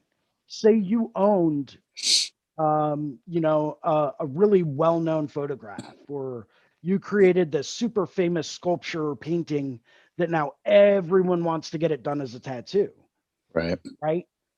And you've made a little bit of money off of the sale of prints of it, but where would you be upset if someone took a photograph that you took, right? That you spent all of the time in getting just right, the right perfect lighting, the right setup, the right studio conditions, the whole nine, the right atmosphere, developing it by hand, really creating this one photograph to your ideal pinnacle of what this photograph needed to be. And then you decided to sell prints. You maybe sold 3 or 4 prints for, say, $150 a piece. Okay. Right. But now you have a tattooer that's turning around, that's doing that same photo as a tattoo, and they're making $4,000 off of it. You know, would you be upset with that? And if so, would you then decide to pursue legal action? I've always tried to stay out of the court system, man, as much as possible. But I mean, I Same could here, see, but you know what I mean? Like, I agree with you. Like, I don't know, dude, it's hard. I mean, there's so many different quotes you can kind of pull back on where they say that, you know, how does it go? When somebody, I can't remember exactly how it goes, but if somebody copies your work, it's one of the highest forms of flattery or something like that, you know? imitation is the most sincere form of flattery. I There you think go. That's it. Perfectly. You got it. And, you know, so there's that whole saying where you're like, well, you know, at least I helped create this feel that they're going for, this image, this exact image, you know. I don't know. It's hard to say. I guess it's preferential, a personal preference at that point, you know. Right. I mean, the way that I've always viewed it is that even if you were to do a corporate logo for someone, that's not mass production. You know, that's not going out there and slapping a Nike logo on a pair of, you know, blank shoes that you bought from somewhere and trying to sell those for a lot more money. Right. You know, you're not trying to do that on a mass produced corporate scale to earn a living off of the sale of that trademark or that copyright. Right. You know, you're doing that more for an individual personal, you know, reason. You know, whether I come in and ask you for a Nike logo, or if I ask you to reproduce, you know, this famous photo or this famous statue, or, you know, the Statue of Liberty, even. Yeah. You know, because that's technically a trademark. This United States flag. Exactly. That's a trademark. Yeah. There are international copyrights and trademarks out on the American flag. So does that mean that the United States government then could technically turn around and sue us every time we did an individual American flag tattoo? Right. You know, that's crazy. But then again, if they do that, could they turn around and say every person that sold a photo of an American flag, you also owe us money? You know? Yeah. So where do we draw the line in that? You know, because I use photo reference a lot. Yeah. I mean, I think we all do at this point, right? Yeah. You know, and some of it's like, oh, that's cool, screenshot. That's cool, Yeah. screenshot. Entirely. You know, maybe it's not available for public distribution, but maybe it could lead us to be inspired to do something like that. Maybe we're using it more for inspirational purposes as opposed to reproduction purposes, which is what I primarily use most of my references for. But then again, I'm not a huge fan of doing realism just because I don't have the patience for it. It's so funny. It's hard. Those people out there like Matt Jackson, who's currently doing realism, dude, I don't know how you do it, man. Very, very tedious. Yeah, I just don't have that kind of patience, dude. I don't. It's another level of patience I can't begin to imagine. I really can't. I've just always enjoyed like really tedious art in general, even before tattooing. Keep your powder I don't dry. mind doing repetitive stuff. Like I'll do dragon scales and snake scales all day long. I have no problems with like that. To me is relaxing. But like the amount of focus that you have to have in the way that you view said image and then are able to reproduce specific tones and values, it's like it makes my mind hurt. Yeah, my brain hurts a lot after I'm done. Get tired. Yeah. Don't talk to me for about 30 minutes. Yeah. Well, I mean, that comes down to, the whole concept of mental fatigue over physical fatigue. You might have people out there that say, oh, well, I mean, you're sitting down, you're not really being super active all day long. Is that really that exhausting of an activity? And it's like, until you've been in our shoes and you've had to put 100% concentration into something, then you have no idea what we go through. It's hard to imagine, if you haven't done it, like how exhausting it could be after many hours of tattooing. It's like a full workout, but it's hard for the person that isn't in that position to visualize that, because you don't even expect it, but yeah, it can be rough. Not to change the subject, you guys have any tips for helping a tattooer sit through a tattoo? Helping a tattooer sit through a tattoo? Yeah. Adderall. Like executing it? Because I've got tips on that. Just surviving getting tattooed. He's struggling. Not having a good time. I mean, so you gotta be I comfortable. personally get tattooed, I go into sensory deprivation. I turn around, I throw in my headphones. Yeah. I take a few Advil before I get started. That really helps take the edge off. And I'll throw on classical music that's very, very monotone, very relaxing, no lyrics, nothing like that. Almost think like if you do a YouTube search for like meditation music, you can find 4-hour-long meditation songs, right? Throw in your headphones, crank that all the way up so you can't hear anything else. I'll cover my eyes or close my eyes and then just start focusing on your breathing and counting your breaths. And it'll put you into a meditative state, dude. It's nuts. If I'm doing a tattoo and I'm trying to sit through doing one, audiobooks, man, all day long, every day. I love audiobooks, dude. Right? Yeah. It gives your mind something else to focus on while you're working, because we've all done enough tattoos that it's second nature. It's that muscle memory, right? Yep. So we know that if we're going to do this line in this area, we know exactly how our hand needs to move. We know exactly, how much pressure to put on it. We don't even think. We know when to dip, like we know when to wipe. It becomes a subconscious routine. But our minds still need something to do and focus on. So I found that using audiobooks to help my mind relax while I'm working on a tattoo is a godsend. Yeah. When I get a chance, I'll put on a movie in the background that I've already seen and that I enjoy. Right. Yep. And so it's ideal. Like it does keep my mind at ease. It just really does seem to work as far as like me going through a really long session, with like some movies in the background with, interesting, music in it, but that I've seen already, that I already know the dialogue, they distract me in a way that is very beneficial. It's like And, you don't have to see it, and you know where they're talking about. You hear the certain cue of music and stuff, and you know exactly what scene it is, and you don't have to look at it at all. Line by line, you can quote it without even thinking about it, and it just becomes routine. Yeah, And it becomes something that relaxes you while you're working. I totally agree. It's got to be something that you've already seen like a million times.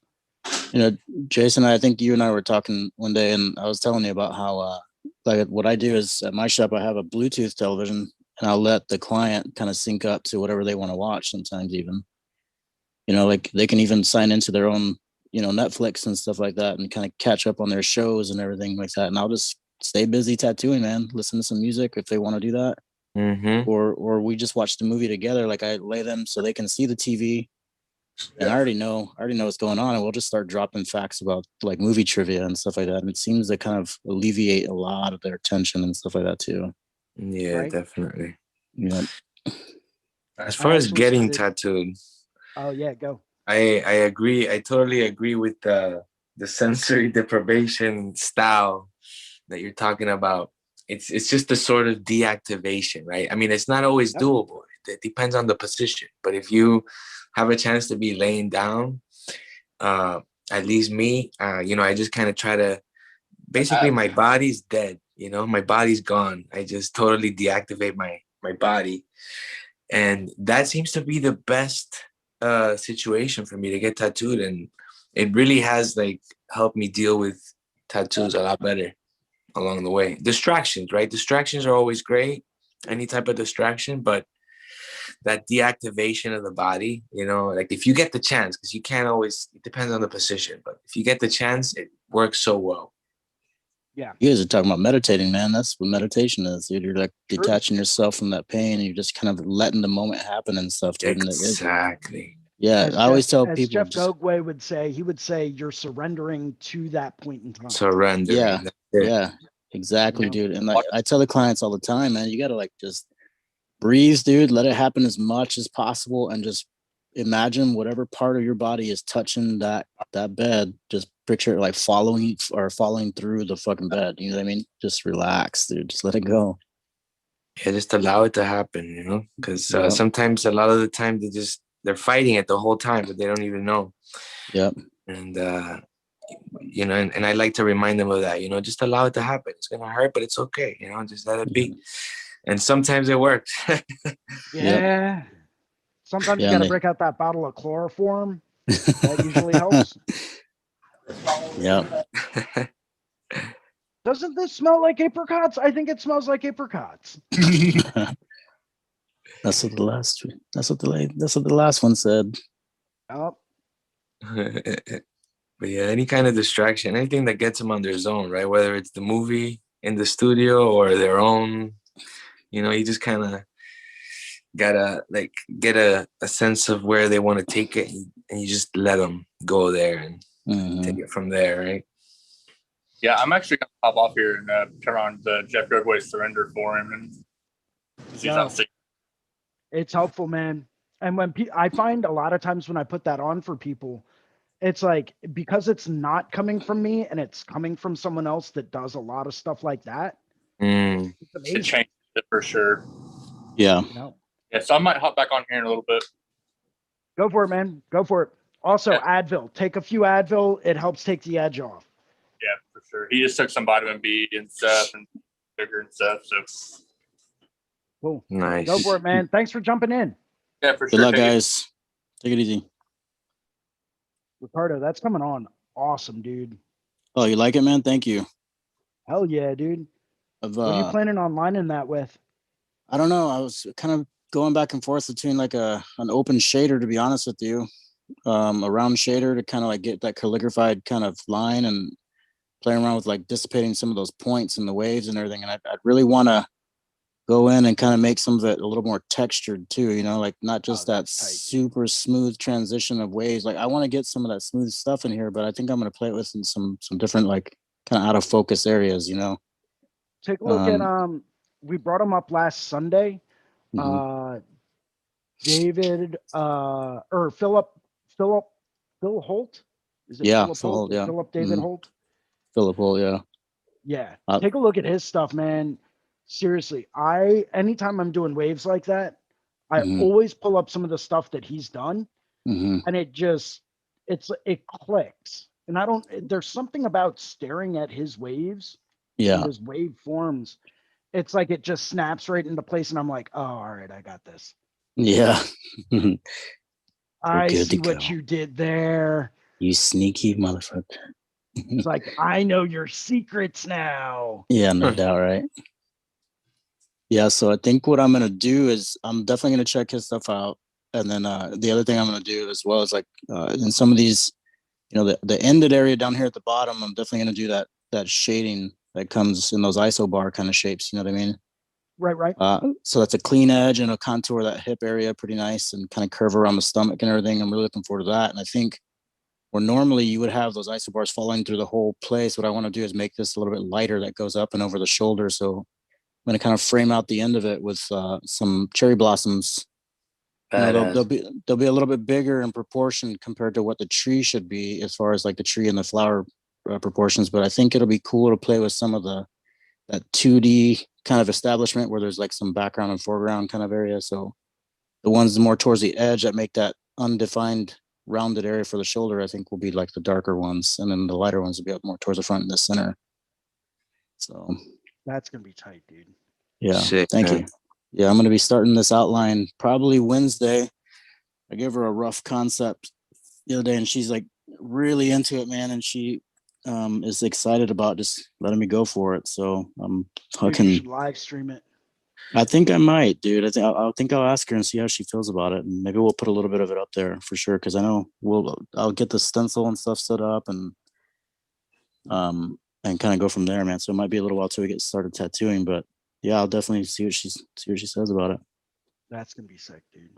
Thank you. One little hack that I've picked up over the years is if you're going through and you're using a round shader, you can build up each line, right? But for some of those lines, from what I can see, they look a bit thick, like super, super thick.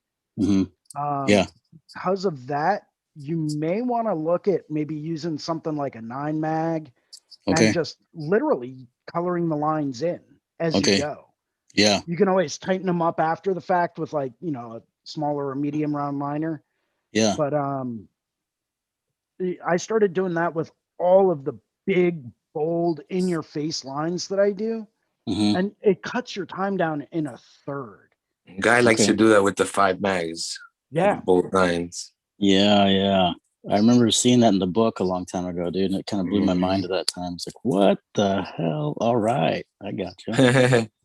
Now, I know a guy that used to do all of his outlines with a 23 mag. Wow. I still don't understand how he did it. I know, right? But... Tell me about it. That's crazy. That's a lot of like, that would seem like it's a precise angle that you're going at it with. You know what I mean? Like you're moving, you're setting that as far as the axis of being like 1 to 7 o'clock on the dial, and then moving forward with that same angle almost throughout the whole process. Because how the hell could you use a 20? What size? 20 what? 23 or something. Dude, that's like the hard way to do it, though. Yeah, it does. It does. Hey, he likes a challenge. Yeah, but I mean, when you see the size of the lines that this guy used to do, okay, you're like, oh, I get it. Right. In fact, I'll pull it up. He's a good friend of mine from Scotland. Okay. His name is Mikkel Ostberg. And I'll share. Nice. There was a dude back, I think in the early 2000s, late 90s. He was doing a lot of Cubist stuff, like big Cubist stuff. I can't remember his name. Oh man, but I could see how that like Bugs. Was it Bugs? Yeah, dude. I think it was Bugs. Yeah, his stuff is dope. He's still around, man. He's still doing his thing. Looking at some of the lines and the line weights in, you know, a piece like this. Yeah. Super open. Super huge, super open, super bold outlines. You but calligraphizing every single line in it. And I remember watching him outline this at the Puerto Rico show, Mm-hmm. and I was blown away. I think it took him like 3 or 4 hours to outline the whole thing. And Damn, that's crazy. I was like, wait, what? How long did that take you? But and with a mag too, huh? For some of it, yeah. Wow. I'm not sure what size mag he used, but some of it's just insane. Yeah, dude, that's crazy looking. Yeah, that style, that's like concrete right there, man. That's not going anywhere. No, that is big and bold as hell. Yeah. Mm-hmm. Yeah, I like the readability of it. Yeah, super. You can see that thing from like the moon, dude. Yep. Yeah, seriously. I could, you know what? I'm pretty sure I could see that if they were standing at the beach in Scotland. Yeah. I could probably see that from Philadelphia. They're exactly. You're like around the world and I can see that thing. Right? That's crazy. Yeah, but and those lines are crisp. Yeah, super crisp. It's nuts. Yeah. He's just got a formula of how he does it that I can't contemplate. I can't comprehend it. Yeah. But yeah, I mean, maybe that's a little trick you can add in. Yeah, thanks, man. I appreciate that because I'm always looking out for some pointers and stuff like that. And let's give it a go, man. See what you think. So killer.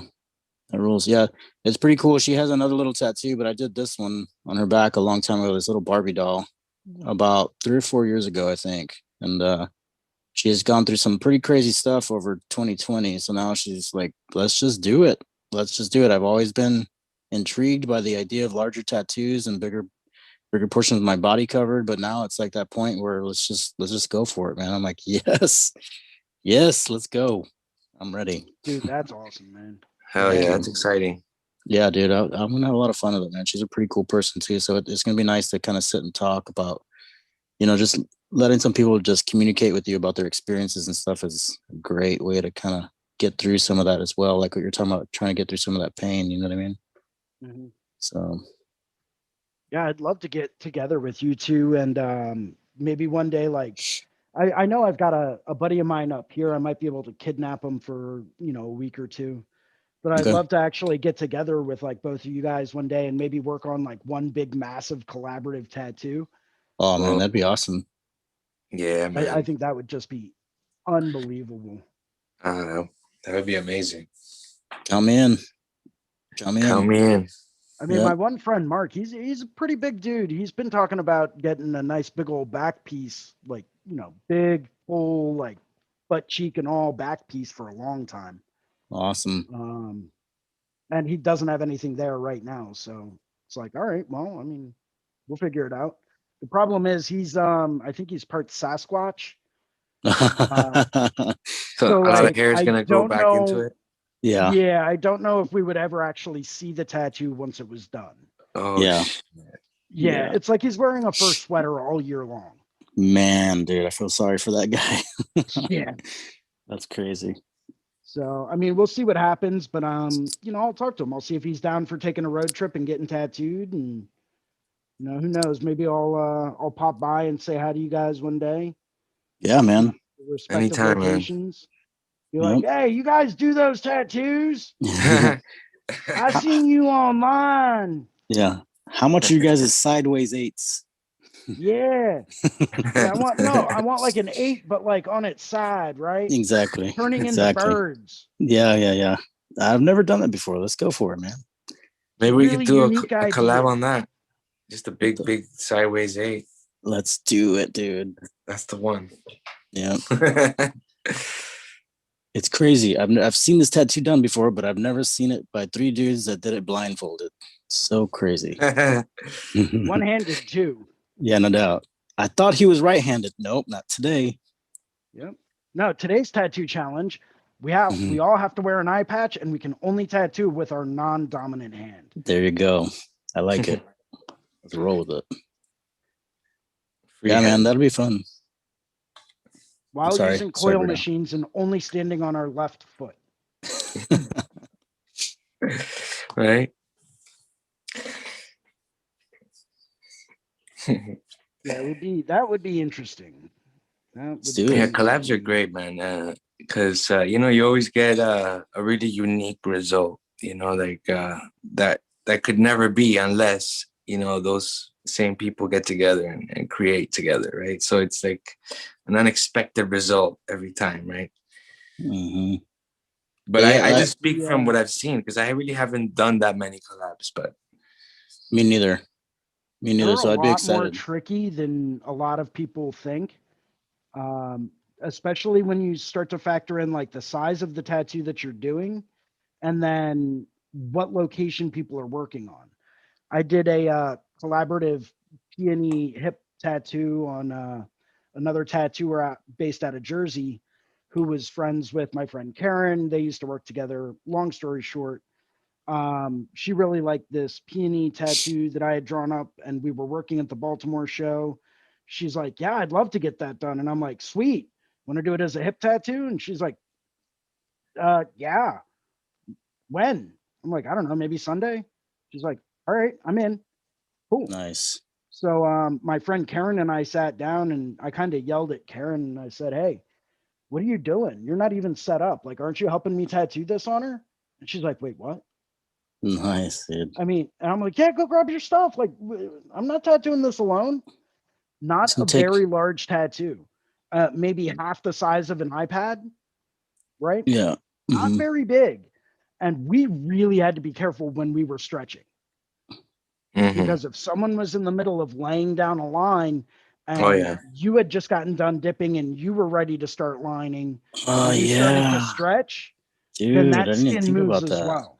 yeah. Even if it's a Okay. big tattoo, man. Like I did a collab Yep. on a back on someone's back one time, and yeah, the when doing those lines, you know, when things really need to be still, like and like the wiping needs to be in synchronicity, because Yeah. for sure, that's Yeah. definitely an issue when doing lines mainly. Yeah, Okay. I I mean, if didn't it's even think shading, about that. it's whatever. You know, it'll be quick either way, and you know, Yeah, there could shading always be a doesn't have to be strategy to quite go as about the precise. lines too. Yeah, you know, like usually when I've seen them done, and it's two people working on one person's back, you'll have one person start at the bottom in one area, and the other person start at the top in the other side. That way, as they're working through, you know, they're not really going to be super close to each other the whole time, so it allows for a little bit more flexibility. Um, you know, so I've seen that work really, really well over time. Mm-hmm. But you know, based on the size of the tattoo, like you should never go something. You should. To me, it's just really difficult to do a collaborative tattoo smaller than the size of a dinner plate. It's very difficult to do that. Mm-hmm.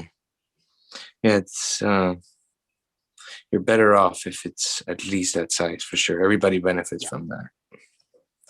Maybe I could find a couple people that would be into that too, man. I know I have a lot of clients that are pretty adventurous and they're like, yeah, dude, let's just do some fun shit. You know what I mean? So, I mean, I'm sure I could find somebody for us. Like if we get together and we, you know, we've all figured out some time that works for everybody, I'm down. Like if we have to go to a, you know, a neutral kind of place or if we want to do it at each other's shop, I mean, y'all are more than welcome here to Normal, Illinois at any time you want to. So Don't be Nice, surprised man. if I take a trip out there.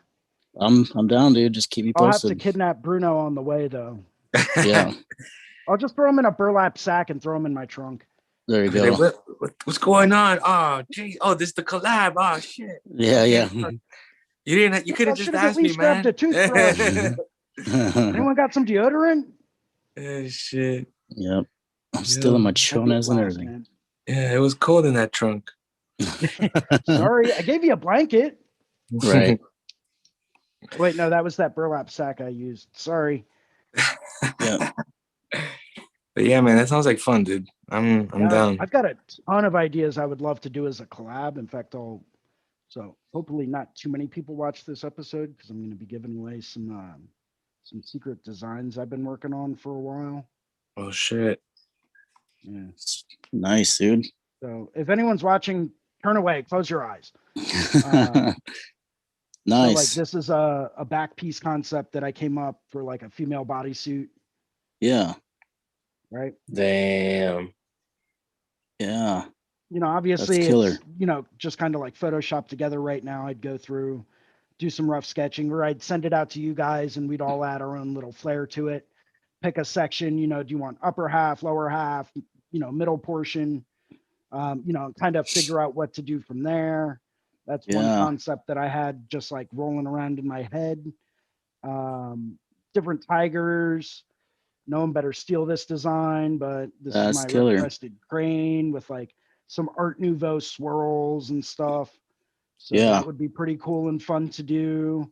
Let me ask you Um, something, man. First, those designs are amazing, man. Like badass. Like, dude, I love thank you. the scale of those elements and Mm.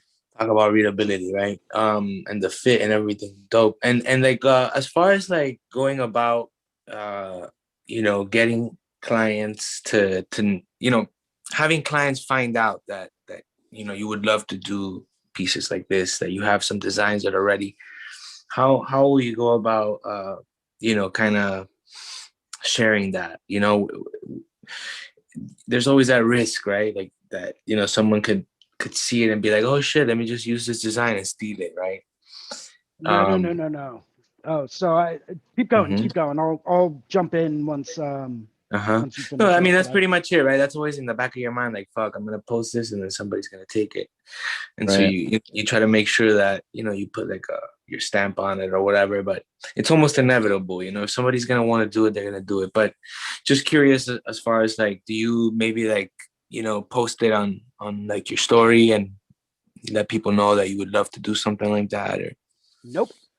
Absolutely not. Most of the uh-huh, stuff that I have that I've been sitting on for a while, that I've been uh-huh, waiting for like the right clients to like even pitch the idea to, uh-huh. nothing like that ever gets posted online ever. Mm-hmm. Just because people, you're right, people will steal it.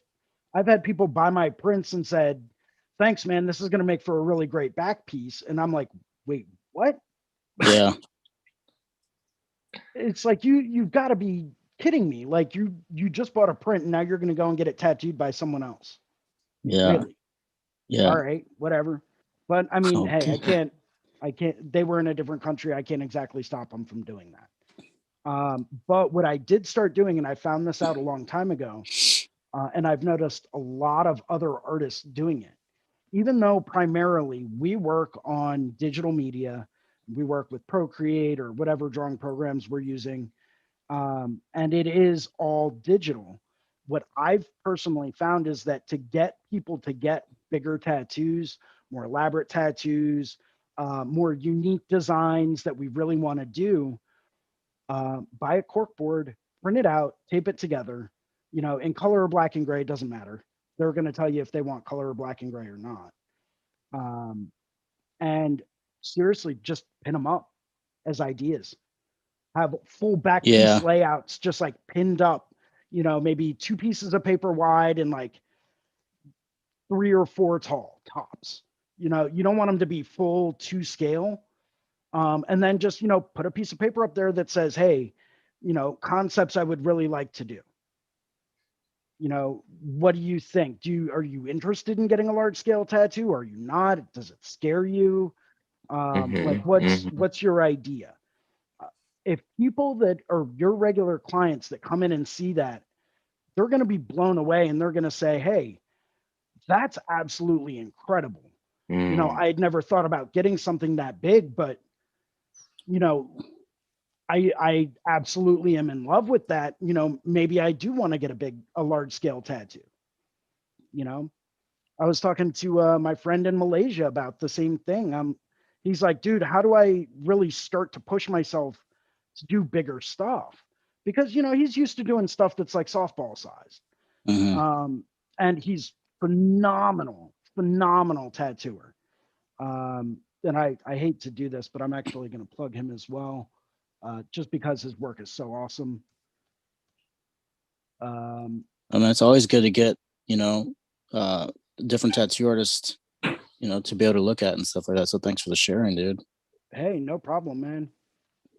So as I said, he's out of I think it's Kuala Lumpur. Yeah. So you guys should be seeing him. Clement Zio. is his Instagram handle. Cool. And he does a lot of like super clean, neo-traditional Japanese inspired work. And he does a lot of like, realism and semi-realism. Definitely has a lot more of like a neo-traditional kind of feel to it. Yeah. But he diversifies a lot. Mhm. A snake is crazy. Right? Like Yeah, every snake in time that ray. I'm like, cool, what can I do with a snake? I'm like, let me pull up his stuff and see what I can see. Yeah. What shapes is he using? What kind of a flow is he using? And I was talking to him about, a lot of stuff you see is small, medium sized. I was just having the general overall discussion about, hey, why don't you start working large scale? And he's like, I don't even know how I could pitch that to a client. And I'm like, dude, just start hanging stuff up that's huge. Mhm. People will see it and get it. Within 2 weeks, he had 2 different people book full back piece tattoos with him. Nice. Just from printing out and hanging stuff up that was at a bigger scale. If you draw it, they will get it. Might will take a little come. while, but they will. Right. So I've been using that philosophy for years, and it works time after time after time. Got it. Even if it's It makes stuff like sense. sleeves or individual small little like half sleeve designs. And I'm saying small, but we all know a half sleeve isn't usually that small. Oh man, I thought that only took like a few hours, dude. What are you talking about? Well, I mean, on Ink Master it does. Right. Why is it But, taking so long? Shit, they can do a half sleeve in like 30 minutes. What are you talking about? Yeah. I saw it on TV. Yeah. So, but that's what I've been doing. Like a lot of stuff like this, the Scorpion from a few weeks ago, man. I'm going to print that off and pin that up and see if anyone wants to get that done. Yeah. And it's the pumpkins. I already had someone inquire about that. I just print them off, pin them up, and people are like, oh my God, that's amazing. I want to get that done as a tattoo. It's like, well, it's available. Let's put you in the books. Let's set it up. Let's do it. And then I also have a lot of like longtime friends of mine that, are like, dude, I don't do something like, here's an area, tattoo me. Okay. Right. And they're usually down for whatever, man. I mean, they don't really care. They're like, yeah, as long as it's sick, like do whatever you want. It's like, all right, well, Like you just made my day, man. Yeah. Then the next question is, how elaborate do you want it to be? And do you have any kind of a budget constraint? Because if you do, you probably don't want me to come up with whatever I want. Right. It's going to be very large, very elaborate, and very expensive. Yeah. I usually tell people like I'm really greedy when it comes to space, man. So you have to fucking pull the reins whenever you think that's too much, dude.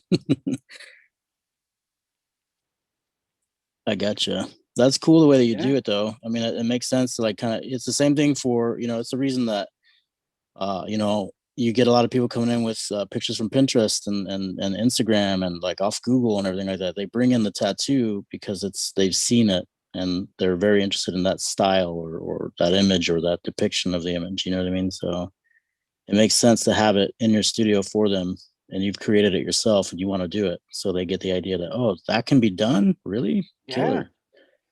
It's absolutely insane. I was talking to one of I like to call him a tatter tot. Just he's still pretty new in the industry and still getting his feet wet. I'll talk to him about stuff and I'm like, well, cool, you have all this stuff you really want to do. Like, where is it? He's like, oh, it's on my iPad. I'm like, well, how am I supposed to know that you have cool stuff that you want to tattoo when it's on your iPad and I'm not seeing it? Right. If I don't know you've drawn it out and it's super rad, how am I going to know I even want it? He's like, well, I was thinking about throwing it up on like Instagram. I'm like, great. So like 9 other people can do it as a tattoo before you even get the chance to.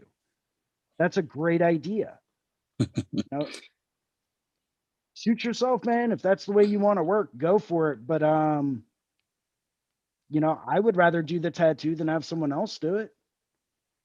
Yeah. So he's like, yeah, you're right. And I'm like, and best way to do it, in my opinion, break out some colored pencils, man, print out the line work and do a value study. Yep. Pin that up so that you can tell it's drawn by hand, and you can tell that it was rendered by hand, that you have those skills available to you, and people will see that, their jaw's going to hit the floor, and next thing you know, you're booking 3 months out. Yep. Well, not only that, but they get the feel for the kind of creative things that you got going on inside your head. You know what I mean? Like, Yep. oh, this dude, you know, it's like with the oil paintings, man. I have a little bit of space in my shop where I have an easel set up and I keep my oil paintings that I'm working on, you know, in plain view. And it's great for people to come in and go, oh, I didn't even know that you painted. It's like, yeah, dude, I do this. This is a nonstop thing, man. It's not just tattooing. Like, I love tattooing, but it's art, dude. You know, it's just all forms of it. Right. And I can't tell you how many people have just been like blown away by the simple fact that you do more than just tattoo, you know, and you're like, Right. yeah, dude, you know, so you get to, and then if anything, you get the opportunity to kind of like talk to them about what you're into, you know, and give them the idea of like, you know, we might be a little bit better connected than what you gave me credit for, man. And we can do all kinds of fun stuff for you. Yeah, I always use like my little area at the studio, and I've Mhm. got, you know, I try to keep it almost completely original artwork that I've done. I've got a few things hanging up just to like fill some gaps and spaces for right now until Mhm. I can finish up a couple of things and, you know, put those up there. But, you know, it's like people look around and they're like, wow, like you did all of this? And it's like, well, you know, most of it, yeah. And I'll point out the stuff I specifically did not do so that they don't get confused. Mm. That's when they And tell then, you, oh, so you're a real artist, huh? Exactly. yeah, it's like, Yep. no, I don't know what a Exactly. real artist is like. I mean, you know, from what I've heard, those guys are broke, and I'm not broke. So, Yeah. I ain't no starving artist. right. It's Like, funny don't because get I me would wrong. think I'm that not rolling around in a Benz, but, you know, I'm not exactly going hungry either. Right. What were you saying, Bruno?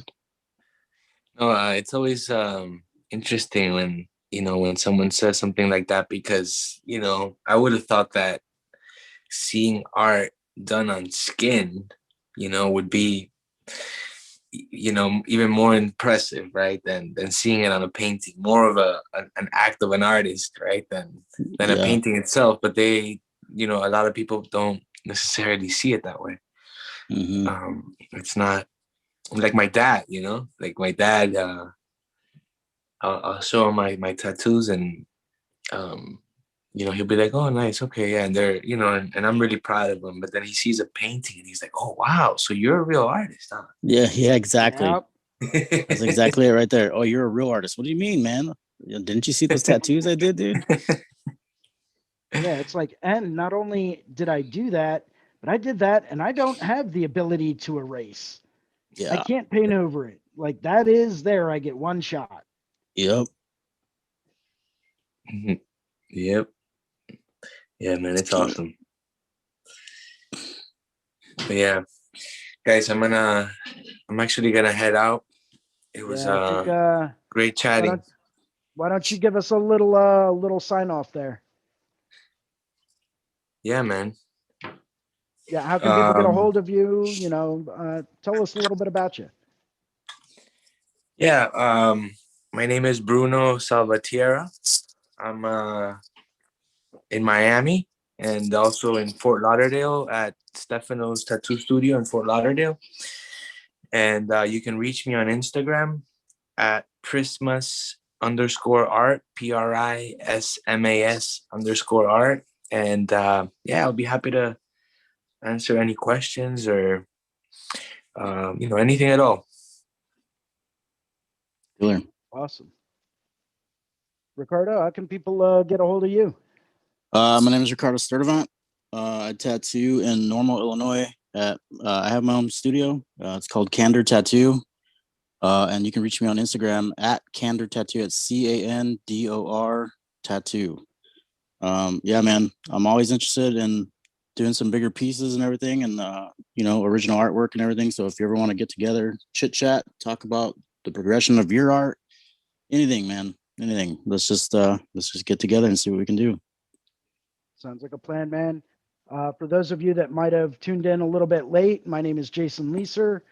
I work at a studio called the Inkwell Tattoo in Southampton, Pennsylvania. I host the Sunday afternoon drawing sessions for Reinventing the Tattoo. It's a great place to come to learn, hang out, talk shop, pick each other's minds, and maybe get some help or advice if you're struggling around with something. Everyone's always welcome. Feel free to communicate with us on the app too. Send us a message, connect with us somehow. We're all willing to share information and help each other out and, just progress as a whole community. So thank you guys for tuning in, and take care and have a wonderful day. Take it easy. All right. Have Take a care. great Guys. one, guys. Peace.